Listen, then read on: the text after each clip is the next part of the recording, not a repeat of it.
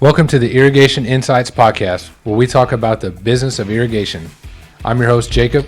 And I'm your co-host, Ben.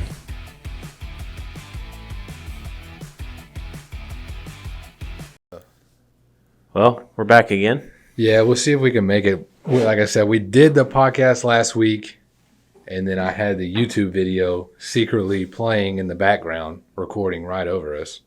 Yeah, that's what happens when you don't check everything. So I'm wondering what's going to mess up on this one.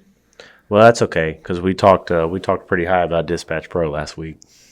Yeah, running some experiments, and it doesn't look like it's working out. No. Yeah. Thankfully, it didn't make anything worse. It just, I don't know. Trying some AI stuff. Yeah, maybe that's why AI hasn't been released into Google yet. Yeah, still working it out. Yeah, they must know it doesn't work. Yeah, it doesn't work that great. Yeah, trying the AI dispatch. I mean, it's a cool concept. I think it's gonna probably within the next year it'll be there. Maybe a year or two. Depends on how fast they develop the technology for it. Yeah. Yeah, we're pushing. I mean, we're pushing pretty hard on all the new technology. That's just one thing that's really not gotten all the way there yet. Got to burn us down. Put it over there. Yeah. One thing I was going to say, I keep seeing like people on the Facebook group. I've seen this a couple of times. People, like one guy was saying, are people out there really charging $80 per head? That's way too much. And I've seen that a couple of times recently. And I think they're getting confused based off what I'm seeing. Like, because this one guy that was saying it, he's charging time and material. And then so he's charging time and material. He said he was charging $120 an hour or $80 an hour or something. And typically the guys that do that, they'll charge like $120 for labor plus $30 for parts. And I think they're getting confused that they're supposed to charge $120 plus $80. What the heck now? Yeah, I know. They had this all. You either do one or the other, and you got to get off the time and material. It's just if you're going to charge $80 per head, it's just $80 per head. You don't do $80 for 5 heads plus $120 times 2 hours. That'd be stupid. Yeah, and I think that's where they're getting hung up at because maybe some people are. I think that one guy, he was like, "Yeah, I'm $100 an hour or whatever, $120 an hour. Then I charge $30 for heads." And a couple people are like, "Yeah, that's reasonable. $80 is too much." And it's like, well, I don't think y'all understand really how to do flat rate. I don't think they've quite grasped it. Yeah, some people don't understand it. It's pretty new to this side of the world. Yeah. When it comes to irrigation anyway. Not something that a lot of people do. Did you hear that? That was your phone. Was that my phone? Yes. I don't know what was doing it on my phone. This one was whatever. Get off my phone. Yeah, get off of Facebook. Making noises. But yeah, no, people have got to really, I don't know. They got to move into the flat rate. Stop thinking, just change your mindset. And I'm going to keep saying it because we're getting new listeners.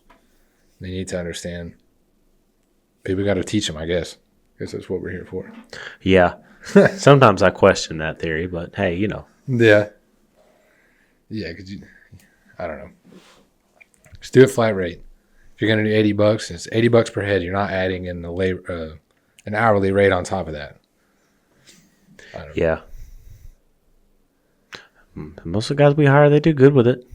We have some killers. Yeah. We have some menaces too. Yeah.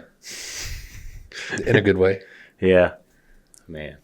That's funny. Well, is there anything else you want to talk about? I got something if you don't. I mean, not really. I mean, other than the only things that I was going to say is, correct myself from last week's episode, but it sounds like it didn't even get posted, so I don't have anything to say. Yeah. It was worth a try, though. It was worth a try. I think we'll still end up using it at some point, just not right now. I don't think we'd ever. I don't think. Well, I mean, I don't know. I don't think we'd ever need to. Yeah, I guess probably should fill people in. Maybe we tried this AI dispatching that's supposed to assign all of our jobs. Service Titan has the AI dispatching where it'll automatically look at the best route and the best technician for the job, figure out who's going to have the highest average ticket for that job type.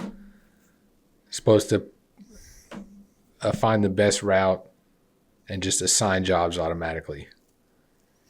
Yeah, and I do think resort them. Yeah, and I do think it wasn't like that it didn't work. It just didn't work for us. I really think that it would work better with smaller zones with more dense work. Yeah, smaller zones. We have such a big metroplex. Yeah, we have a big metroplex with big zones. We got guys crossing zones. I think that's what messes it all up is when it's got guys that are crossing zones. I think that's really the biggest problem. But we're still working on, condensing our service area while also trying to grow it in the same sense, if that makes any sense. And it just doesn't work for us yet. No, and I don't think the AI is there. When I was talking to him this morning, I was showing him examples of like, look, we got this guy right next to this upcoming job and this other guy down here next to this upcoming job. And they're both driving 30 minutes to go to jobs, that they could have just done. Yeah, they could have. They were both 5 minutes from an upcoming job. Instead, one drove 30 minutes south, one drove 30 minutes north, when they both could have just drove 5 minutes. Yeah. And then the AI doesn't pick that up yet. It's getting close. It's doing decent for AI, but it's not quite there yet. Yeah. Like I said, it was definitely worth a try, for sure. Yeah. I wonder how their other stuff is doing. Service Titan's they're coming out with a ton of stuff. With the fleet, the AI fleet stuff, this AI sales training. They have property measurements where it'll measure like roofs for roofers. I think they're going to come out with like measuring lawns and stuff, or where you can just type in a property and it'll pull out the house and all that stuff. I mean, they're getting pretty in depth. Service Titan's getting really in depth there. Yeah. Yeah, they're trying to keep up. Yeah. Keep up the best they can. Yeah, I'd say they're leading. Pretty much any feature another software has, they're taking it. They just, I don't know. Some of these other softwares are a little bit better at what they do. Service Titan hasn't quite got that down yet. Yeah. I mean, then again, this side of the field is so new to the home service industry. Like, new to the big home service industry. Yeah.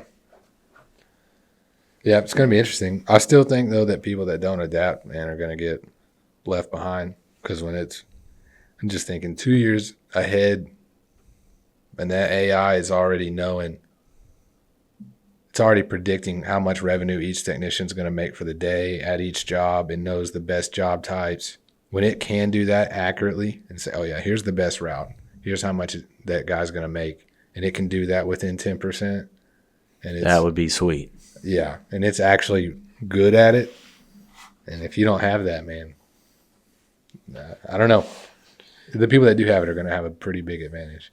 Yeah, and the people that don't are going to be writing paper receipts. Yeah, still doing paper receipts. It's crazy the difference of like some companies like us are doing stuff like that, the AI dispatching, and then you still got some guys out there writing the paper invoices. Yeah, paper invoices. I've seen people on the Facebook group where they're waiting for checks to be mailed from their customers and all that stuff. No, that's going to destroy cash flow. Yeah. Yeah. One guy called me who listens to the podcast, or he sent me a message, and then we ended up talking on the phone. He said he's struggling to hire, or he's made some hires, he's struggling onboarding his first few people because he's trying to figure out how he can train them. He said that his first couple of guys felt like they didn't get very good training. So by the time they got in the truck, they still felt like they didn't really know what they were doing. He said they felt weird about calling him if they had trouble diagnosing. They didn't want to call him, or they just felt weird about it. So he was just trying to figure out how to properly onboard somebody. He said he was really struggling with that. Really getting somebody ready to go out on their own. Yeah. There's a lot to onboarding, getting guys used to you and used to everybody else, and being comfortable. That's a pretty big thing, I think. Mm-hmm. You definitely want the people that work for you to be comfortable. Yeah, I didn't really understand why they wouldn't be comfortable talking to him or just calling him. Like, that should be expected. You're gonna run into stuff. Unless there was something he did in his, whatever was his. Excuse me. Unless there was something he did during his partial onboarding process that gave them that vibe of, not welcoming or not able to, communicate or anything like that. Yeah. The first couple of people that you hire when you take that step are going to be critical. You have to really if you're a solo guy and you're hiring somebody, that's where you really set the culture right there of how it's going to be. So you got to think about that. Make sure they feel welcome. Make sure it's an open environment. I don't know. I would spend the extra time to really train them, make sure they're ready, make sure those first guys are ready to go. Even though we did not do that. I was just sitting here the whole time like, man. No. We did not do that. No, we didn't. But, Yeah, we learned. We know that was a bad idea.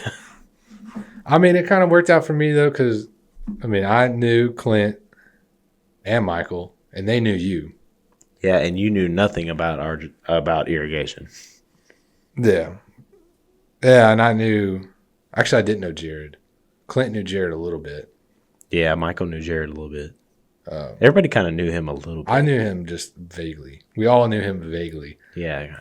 For vaguelies, maybe we get him out here. Yeah.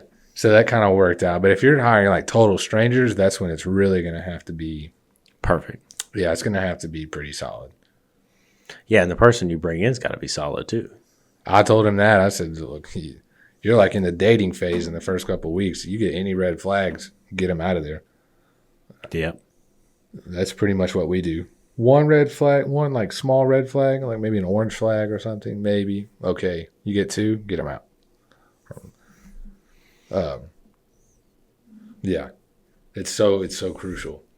Yeah, you'll discover that cutting them with the red flag is a lot better than keeping them and trying to deal with it. Yeah.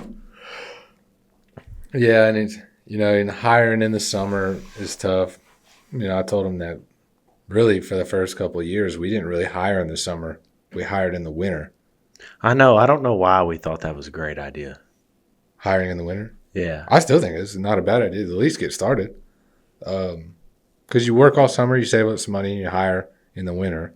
And then you have all winter to train them. And then by the time next year comes around, as soon as they hit the busy season, they're ready to revenue. Yeah, then they're ready to go. And then however many you hired over the winter, that's what you start the next year with. If you hired 2 guys over the winter, train them all winter, get them ready to go. As soon as March hits or April, whatever your season is, then you just take off with them guys and you run all year. We sometimes could squeeze in one more right in March, one more hire right in March. But what? We ain't done that this year either. Did we hire in March? Yes. Yeah. No, I'm saying in the beginning. In the beginning of March. No, like a couple years ago. Oh, yeah, a couple years ago, yeah. Yeah, that's what I'm saying, like when you're first starting out. Like if you're trying to get some momentum build, I would probably... Wait, no, we didn't do that either. You don't think? No, we hired Ryan in the beginning of spring and Joey in the end of the year. We didn't do that either. But it was only the last year we did that. Yeah, if you're... Actually... But Ryan was a plumber. Yeah, but last year when we hired those 2 guys before winter, kept them all winter, and turned them out, they never even got turned off of a truck. They got fired when the season hit. Yeah. Sometimes that happens. Yeah. You got to try to figure that out pretty quick too. Yeah, you got to get rid of it quick. You had too much faith in those guys. Yeah. Yeah, that's what I'm saying. I Hire still- fast and then fire fast also. Yeah, you almost have to. Yeah. Figure out who's going to be good. But I think, if you're trying to build momentum, I think that's a pretty good way to do it. Just hire in the winter. If you think they're going to be good, keep them all winter, train them. And if you got 2 guys that are going to be solid, then you can run all of next year with them. And then once you get back into winter, then 2 more, train them all winter. But you will probably have to go through like 10 people just to find the 2. Yeah. Yeah, I think both the turnover rate and retention rate is probably always going to be high. Like once you keep them, they stay. You got a pretty high keeping rate if you have a good work environment. But if you're constantly hiring and top grading, I think with the way people are now, I think you're always going to have a high turnover rate. Yeah, at least in the beginning. I mean, we will, because I'm just not. Depends on what you're putting up with. Some of these people will put up with a lot. Yeah, we don't want to put up with nothing. I don't put up with nothing. That first couple weeks you're here, you call in, don't come back. Yeah. Yeah. We're like that one guy, 9:12 a.m. when he was supposed to be there at 8:30. Hey, I'm in Oklahoma. Yeah. Like, I what gotta is deal this? with my baby mama. Yeah, what is this? I don't even think I replied to him. I didn't either. I was sitting there waiting on him. I was like, Yeah. I just stopped waiting. Yeah. I think he texted me the next day and I just didn't reply. Like, no, You're done. yeah, out. I'm not wasting any more time on you. Or like that one guy that came from the other company that showed up late the first day and then never showed up the second day. Yeah, late the first day, and I'd already made up my mind. Like, I don't like this guy, but we went ahead and did the training. And then I was like, you know what? Actually, I kind of do like this guy. Maybe we'll see how it goes. Next day, my truck got towed. I probably won't be able to make it till this afternoon. Nah, no thanks. Don't like you again. Don't Yep, need that. no, you're done. Yeah. Don't need it in my life. You obviously got problems you got to figure out. Yeah. You go through a bunch of those people, though, and you'll find somebody good, and then just do whatever it takes. Mm-hmm. I don't know how I got tired all of a sudden. Yeah, you got tired. July 3rd, you going to go party tonight? No. No? July 3rd. No. No. We got a party tonight. Oh, you do? Yeah. You got a party, or you and Kelsey are just going to do something at home? No, my family's doing their 4th of July thing tonight. I don't know why they wanted to do it tonight. Oh. So I told them, I was like, I'm working. Like, I'm not taking off. So, whatever.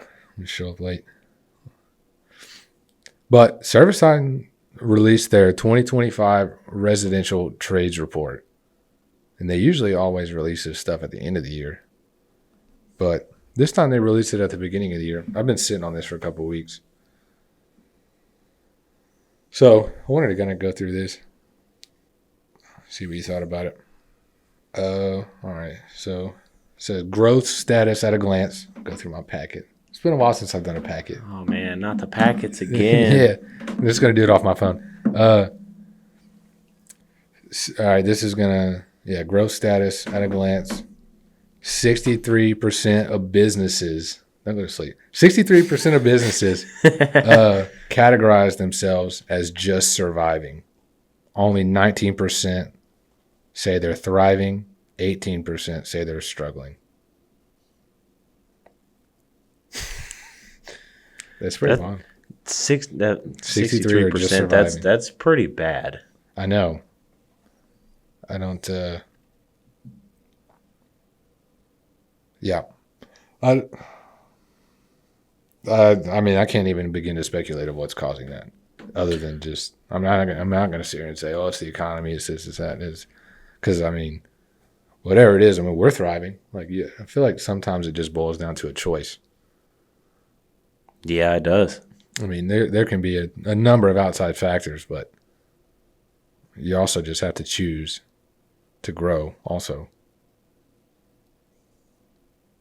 This is interesting. No respondents using Service Titan identified themselves as struggling. They might be just surviving, but they're not struggling.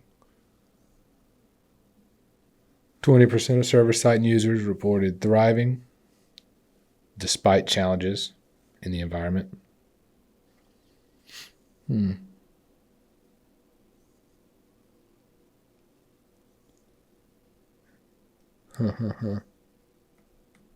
Dang. Yeah, lots of just surviving.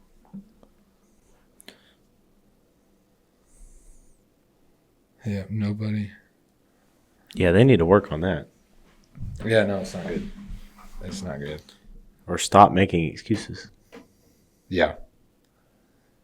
Yeah, I did. Because we've been up almost 100% month over month. Almost. Sometimes more. Like 1 month was 144. Uh-huh. Yeah, that's. I posted that in the Facebook group last year that we had 100% growth for 2024, and people were just like, "Nah, BS." It's like whatever. We most definitely did. Yeah, I know. Okay. Let's see. Gotta love haters. I know. Trying to read these charts on my phone. It's not very easy.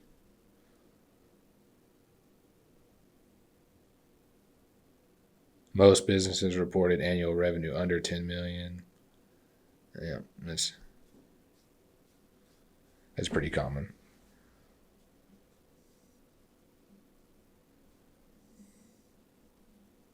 I think it's actually. I think statistically it's harder to get to 5 million than it is to 10 million. Once you hit 5, if you just keep pushing, it's easier to get to 10 than it is to get to 5. Yeah, I could see that. Yeah, this is just based off the survey. It looks like about 75% of companies have less than 20 technicians. 20% of companies have between 21 and 39 technicians. 10% or less of companies have 40 plus technicians. We're going to get that 40 plus. You're going to be that top 10%. Yeah. See how many we have. Probably, I mean, I would say within like 4 or 5 years. Yeah, pretty quick. We'll get there. 40 plus. This is Service Titan giving themselves a pep talk. Service Titan users were more likely to have 21 to 39 technicians. I mean, yeah, when you can manage them better. Yeah, I do say so. Yeah, I mean, you can just see everything. Makes everything so much easier. Yeah, a lot easier to keep track of everything instead of using paper invoices. Yeah, get off that.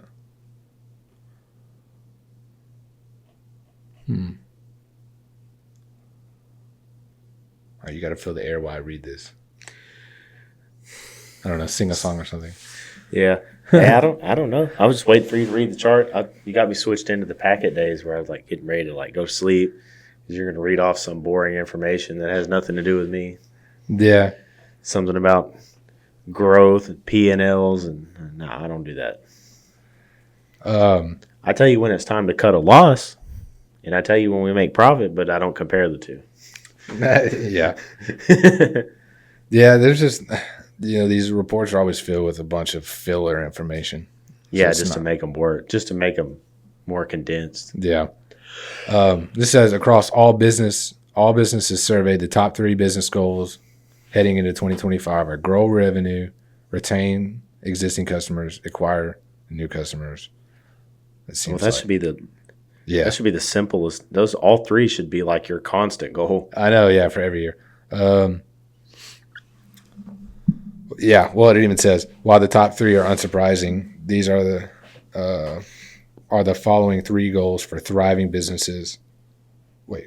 these are the following 3 goals thriving businesses are focusing on more than those that are struggling and surviving. Okay, so this is what the thriving businesses are looking at more than the struggling and surviving businesses.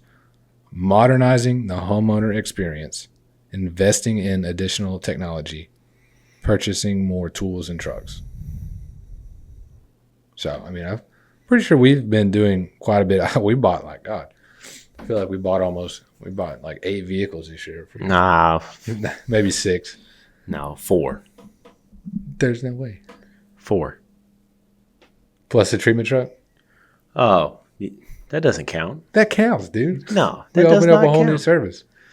No, what you're pissed off about is we bought 4 vans, a treatment truck, and then you got a truck. Yeah, I did. That's get what you're trucks. pissed about. Yeah. So, Because including like my all truck. this, we got like all these things were going on. We were buying all these new vans. We were went to Oklahoma to get a treatment truck. We get all this stuff ready to go, ready to rock and roll, and then boom, his personal truck blows up, and he's like, Yeah. Was it only 4 vans? I feel like it was more. it was 4. I don't know, dude. bought- I mean, whatever. You bought 2. You bought 2, or no? I think Bought 2 from Century, Yeah. 1 from Driveline, and I think one one from from Huff Huffines. Yeah, that's 4. Yeah. Unless I bought an additional one from Huffines. I don't think so. You bought that last year No, I think you've only bought 3 because I think we bought both of the Huffines ones last year. I know I bought one from Huffines this year because it with love. Oh, okay. Well, then that was the beginning of the year. Okay, so Yeah. with it was Huffines, Driveline, and then 2 from Century, Yeah. Plus the treatment truck plus the treatment truck. and then my truck. Yeah, And you want a truck. yeah. Stay tuned. So, but anyways, there's a lot of vehicles. And then we have been modernizing the homeowner experience. We're trying to make sure that the customer has every way to contact us. They can call us. They can text us. They can book online. They can go to the website and fill out the form. Any way that you can reach us, it can be done. It's not just, if you want to book an appointment, you have to call. And then you call and you get a voicemail and nobody answers. And nobody ever calls you back. Maybe you get a text, which is most people's, booking process. Yeah, no, not ours. We have like several different booking avenues. Yeah. Well, like 40 phone numbers, and all of them lead right to the main office. I think the homeowner experience is pretty modern. All of that comes with additional technology that we're investing in. I mean, our software bill is probably, I don't know, $12,000 a month. And we're about to take 1 away from it. Yeah, we might take 1 away from it. So that'd be nice.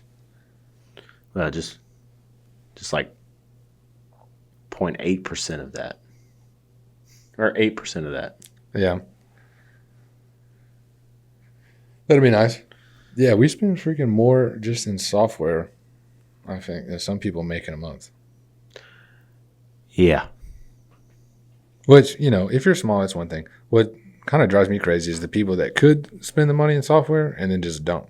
And it's like, well, I don't know. Whatever. Biggest risks right here. Economic. Wow. The biggest risk in 23, which we read this last time. Economic recession, labor shortage, access to working capital. That was in 2023. This is what people are saying in the survey they think will be the biggest risk to meeting their goals in 2025. Labor and overhead costs, labor shortage, increase in material prices. We've already seen material prices go up. Backflips were up 40%. Yeah, all that stuff's went up. Yeah, everything's gone up. Yeah, and then the people want to tell you like, oh, well, the tariffs are about to go away. Y'all shouldn't continue to charge that. Well, that's all going to depend on if the manufacturer wants to stop charging that higher a percentage. Yeah. Because, I think gasoline is really one of the only things that stays market fluctuant. Usually once something goes up, it stays up. Yeah. Yeah, I doubt backflip prices are going to come down. No. And I found I don't know if I told you when I was helping my dad move, I found an old receipt from Longhorn up there in my old office, and like a 1-inch backflow was like $72. I was like, dang, son, that's what we need. yeah, I want that price back. Yeah, we're never gonna get that again. No, which it doesn't seem like long ago. I didn't know you had anything left in your office up there. Yeah, just old receipts I had in boxes. After taxes, after we did taxes, put all those receipts in a box and Yeah. it was cleaning that out. Looked at one, I was like, man. I don't know. Talking about all this P&L stuff is cool, but I feel like we should talk about the time where we all got off early and you went day drinking. Oh, I didn't. Shoot, we didn't even get off early. Y'all were still working. I just day drank at the house. No, you said we were all done by like 10 a.m. Oh, Well, Michael might have been. yeah, I think y'all were working. I don't really remember what the work situation was, but I do remember day drinking. Might have been a Friday, and I was like, man, I'm just gonna day drink today. Started at like 9 a.m. I should have called you that. I should have called you that afternoon and asked for more jobs. Looking back, Yeah. you'd been like, yeah. There's no way. No, dude, that was a terrible idea. That was the one and only time I've ever done that. Because, yeah, by like 1:30, hammered drunk, went and took a nap, woke up at 5, hungover. It was like, God. Now you're up all night. Yeah, my day is just ruined. The whole day is ruined. Oh, man. I mean, that first from like 9 to 1 was fun. But Yeah, but what did you do from 9 to 1? Just sit there? sat on the back porch, smoked cigars or cigarettes or something, and Knew no call. What would have happened if somebody would have called? that's what I'm saying. I don't remember because I don't know. I don't feel like y'all were off, but maybe y'all were because I was the one answering the phones. Maybe I was talking to people drunk. I don't know. I'm glad that's not on our Yelp page Yeah, or Google page or that any was page. that was a long time ago. Not recommending that. I'm gonna cut this part out of the episode. Oh, man. Got me going a little bit. Got me woken up. Yeah, I don't really remember the situation, but that was I just one and only time. That was a terrible idea. That's the thing about day drinking. You have to literally can't stop. Yeah, no, you gotta pay. You can't just get hammered by 1 o'clock. That's the fun part. I don't know. I don't want to pace myself. That's the whole point. Because we need to stop and eat lunch, and I don't know. No, you can't eat. If you fuck up and eat, you're in trouble. Yeah, Or you gotta slowly pace yourself and then eat, and they can. yeah. And you got to go back again. Yeah. Yeah, if you get hammered and eat a big giant meal, you're going to bed. Oh yeah, you not a big when giant you meal. wake up. Yeah, no. You need just like something to snack on. Some chips and salsa, some nachos or something. Just little snacks. Anyways, what are the thriving businesses doing? They're not getting drunk in the middle of the day.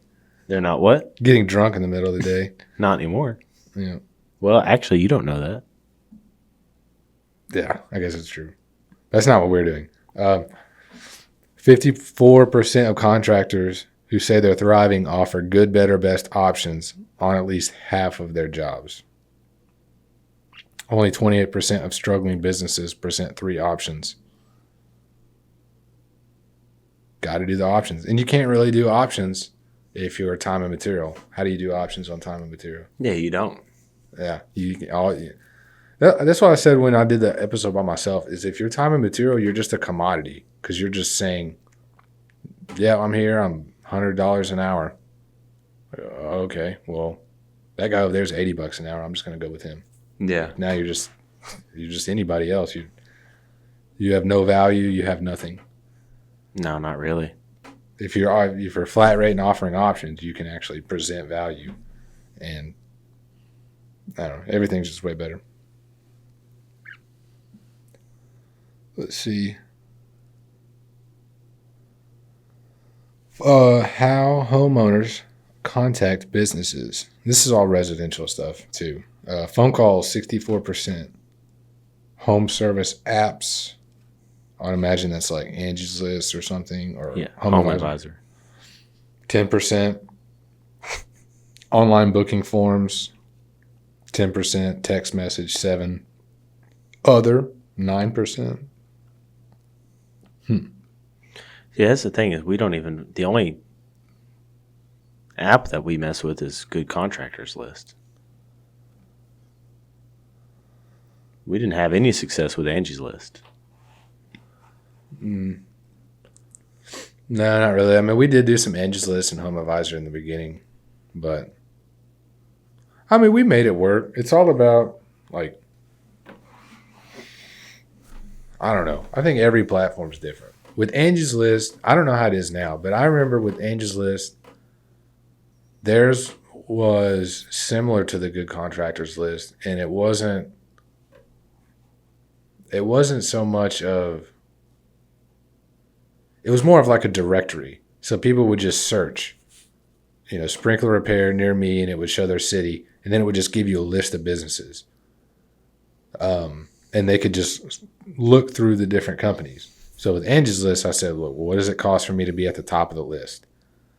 I want to be number one on that list in every city I service. They gave me a price, I did it. And we did get leads.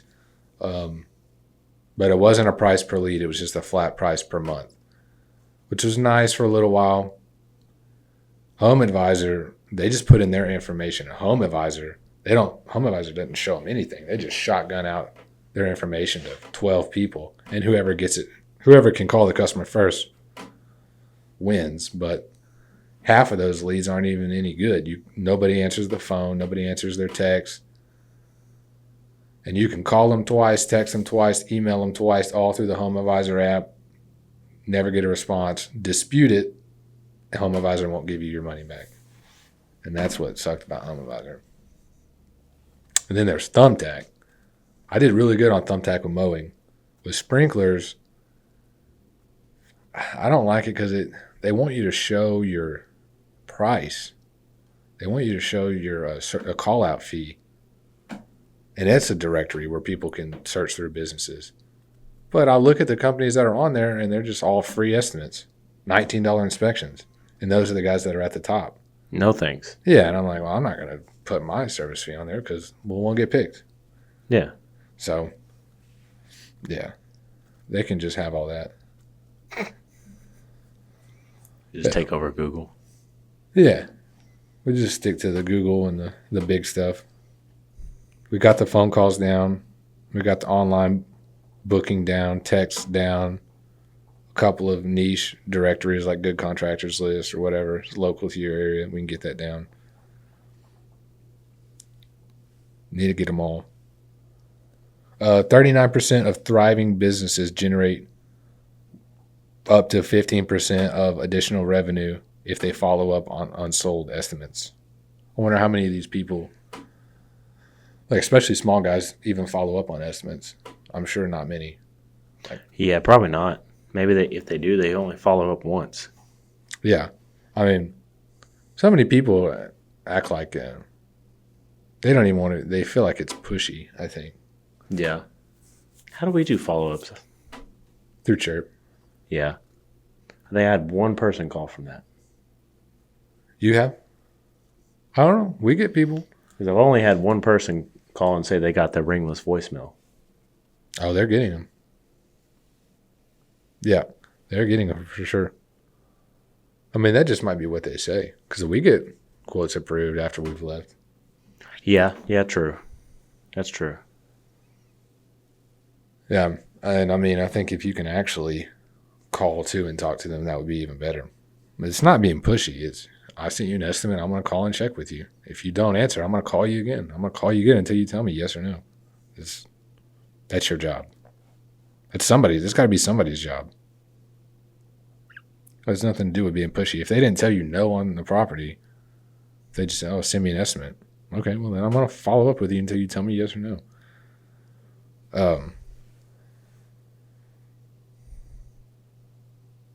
Yeah. Yep, pretty much going through there. Nearly half 47% of contractors with annual revenue of 10 million or more said that following up on unsold estimates results in 11 to 15% of their income. It's quite a bit, especially if you're at 10 million. That's $1 to $1.5 million extra, or just from that.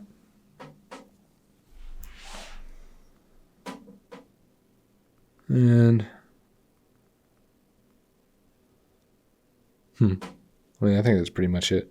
I mean, really, all this stuff, everything we talked about, just all builds on each other. Having multiple ways to contact you, having a good software, offering options, following up on your estimates, making it easy, taking the friction out. It should be easy for a customer to do business with you. There's one thing I don't like is if somebody makes it hard for me to do business with them. I automatically just don't want to do business with them. Yeah. I can't stand it. Like, oh, I gotta jump through all these hoops to pay you. Nah, not gonna do it. I'll take my business elsewhere. Just out of principle, I'm not gonna do it. I probably feel that way more because I run this business, but it drives me nuts. I can't stand it. Yeah. It should be easy. If you don't answer my calls, if I can't get a hold of you, I don't want to work with you. If I can't get a hold of you and you're going to give me homework to do business with you, I'm not doing it. Yeah. Just like some people thought about online booking. Yeah. Online booking's easy. You don't have to call in, don't have to text in, just select the time you want, book it. There it is. It reads right into our schedule, knows what times we have open. I don't know. Thinking about it from the customer perspective. I even thinking about that when it comes to our website. I look at my website and I'm thinking, how many clicks does it take to book an appointment? I don't want that many clicks. I want like 2-3 clicks. Yeah. Max. Done. Yeah. Yeah, if you're going to click on the website, scroll a bunch of, look around real hard, trying to figure out how the heck do I book an appointment? It's too much work. Make it fast, simple, and easy. Yeah. That's cool that they were able to integrate with Google on online booking like that. Yep. Yeah, there's not that many people out there that have it. That's a pretty big one. That's a pretty big opportunity that's not a lot of people are taking advantage of right now. No, I imagine when they start seeing it, though, they're going to start looking into it. Yeah, they will. Got to have software to do it, though. True. And you got to have, you have to have some kind of pretty sophisticated CRM because not only do you have to have the booking available, but it has to be able to look at your schedule so you're not overbooking. What are you looking up? Oh, it's Googling us. Oh. Yeah, there's probably, maybe 3 companies out of the... Yeah. That's nice. Yeah, I think there's only 3 companies that have online booking in, like, DFW. Typically replies in an hour.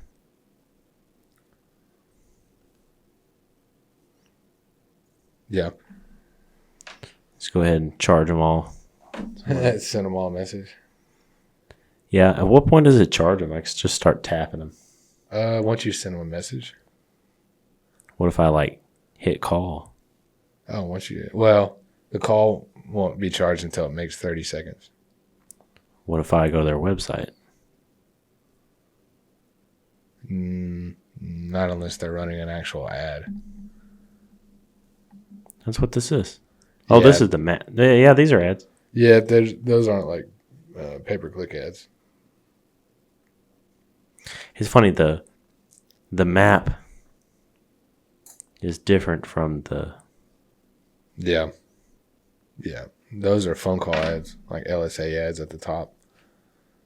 And then you got the map listing. Lots of 4.9s. Lots of 3.9. Yeah, I wonder. Like I said, I don't know if we talked about this last week. the episode that never came out. I wonder what's going to happen to the entire Google, what you see in search results once AI mode is fully taken over. Because everything's going to change, I think. I think it's going to play a big part in everything. Yeah. I'm just looking at all these people I've never seen. Yeah, and you're going to have to optimize SEO for it. SEO is going to be all about AI optimization. It's AI optimization, making sure you're showing up in AI search results. And everybody that wants to be like, word of mouth is the best. People don't even talk to people anymore, really. You know what I mean? Like they talk to a very close group of people. They don't talk to their neighbors. They don't really talk to, there's some local Facebook groups people still recommend on, but people don't really talk to people anymore. Nope. It's all It's just digital. Yeah, there's your buddy.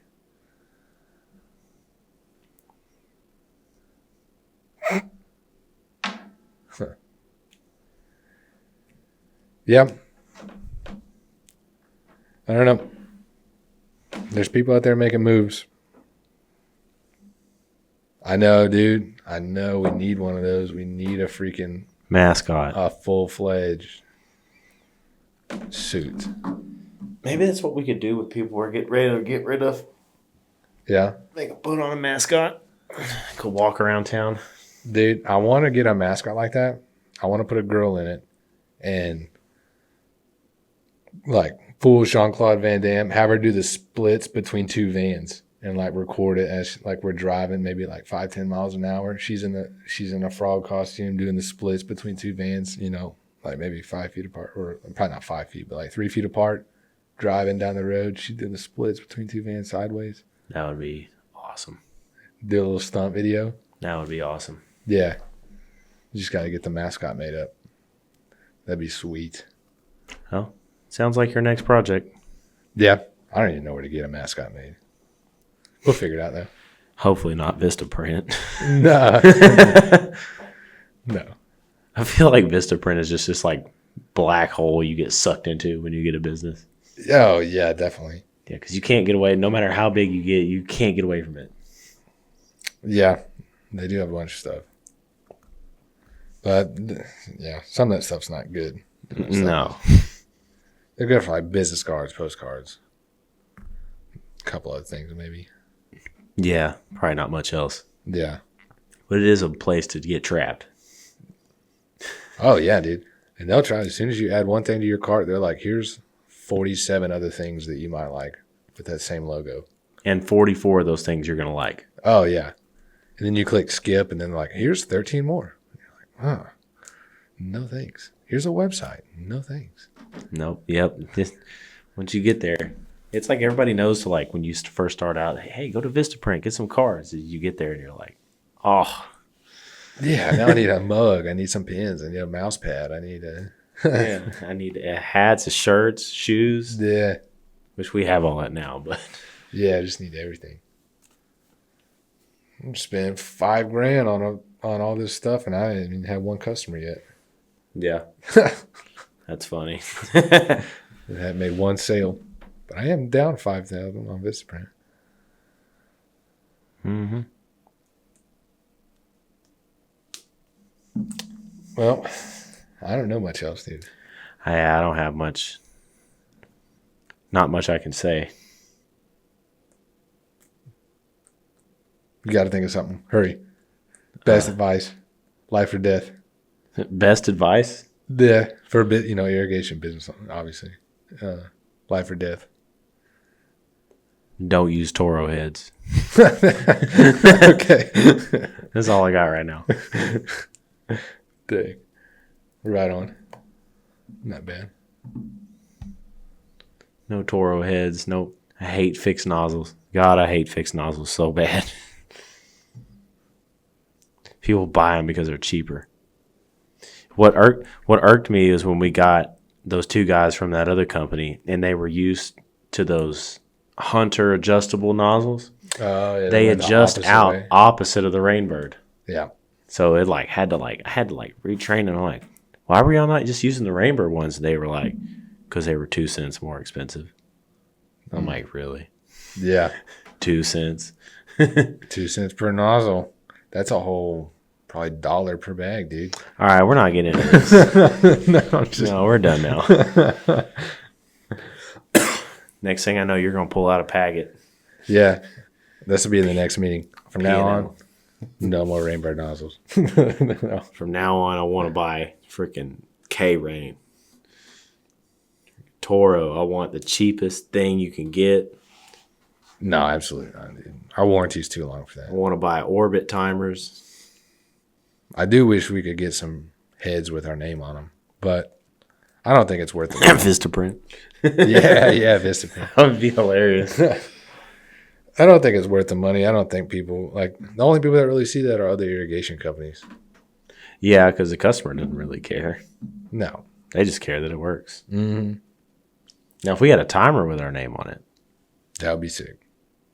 Which I talked to the guys that made Hunter or made the HydroWise, the developers of HydroWise about that. About being able to put your logo in the display of the HydroWise timer. And their point to me was when they surveyed customers about how often they touched the timer, they said like over 95% of customers say they never touched the timer. So that's why HydroWise puts the logo and all your business information on the app. Because I was like, dude, I want my logo on the freaking timer. I want it bad. And like, yeah. Nobody goes and looks at it. yeah, don't waste your money. Yeah. So, well, it does make sense. But they're doing that with thermostats. There's a HVAC company. Man, but you're always messing with your thermostat. But the thermostats are Wi-Fi now. You do it on your phone too. Yeah, I guess so. I feel like, I mean, we have a Wi-Fi thermostat here. We just hadn't even connected it. I know, yeah, we haven't. But I think, I don't know. I know the guy that, well, I don't know him, but I've listened to the guy on a podcast that made that thermostat. And he said they put it on there because the first thing you do when your AC has a problem is you go over to the thermostat, not your phone. Which, to me, you do the same thing when your sprinkler's messing up. You go over to the timer. Why we do timer stickers? So I don't know. Yeah, I don't know. We should make our own timer. Next episode. Yeah. Next episode, we'll release our new timer. It'll be made out of Legos. Yeah, it's going to be the Lego. Be the Lawn Sense RC7BI. Dude, you just read that right from the back of that Rainbird controller. Yeah. Wow. Wow. We're just going to take this timer right here and put a digital screen on it. Or that one. Or that No, absolutely not. big beast of a timer. Yeah. That's probably freaking, that's from the 70s or something. That probably needs to be in the freaking metal crate.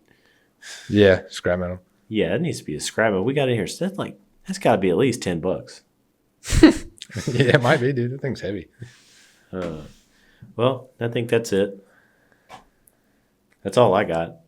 Besides, everybody's got to get the lawn. Oh, you know what? Didn't get. Yeah, we didn't get to. This we brought out last episode, and we Yeah. did not get to share it. We only have a couple seconds before my feet smell gets in here. So, Lawn Sense Crocs Yeah, available now. Message us. We'll get you some. $90 a piece. yeah. He said 90, not 9. What? I said you said 90, not 9. Yeah, 90. 90. Yeah. If you want some, yeah. $90. They're very expensive to get custom Crocs. Yeah, they're very expensive. There's minimum orders. Yeah. You never bought a pair of Crocs in your life. The first time you buy Crocs, you buy like 20 of them. I know. Yeah. I'm still not wearing mine. Then why'd you get them? Just so I can have some. Just to hang in your office? Yeah. I wore them once. So, cool. That's because you never had to work. Shit. Well, yeah, buy the Crocs, like and subscribe, send us questions. Yeah, I'd be surprised if anybody actually buys a Crocs. Hey, you never know, man. Yeah. All right. Well, yep. Send this to your friends. We will see y'all next week. See ya.